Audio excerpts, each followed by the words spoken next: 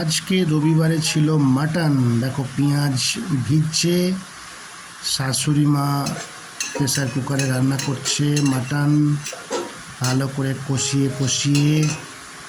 এই ছিল আমাদের মাটন কারি। তোমরা সকলেই দেখতে পাচ্ছ মাটনের রঙটা কত ভালো হয়েছে। আর ছিল ইলিশ, ইলিশ মাছ 5 পিস ছিল। মা করেছিল ভাপা ইলিশ। দেখো টিফিন কৌটোর মধ্যে ভালো করে সর্ষে, লঙ্কা, সর্ষের তেল, সর্ষে বাটা সব কিছু মাখিয়ে দেওয়া হচ্ছে।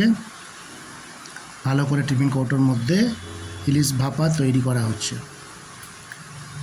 এবারে বাকি যতটুকু সর্ষে ছিল সেটা দিয়ে দেওয়া হলো।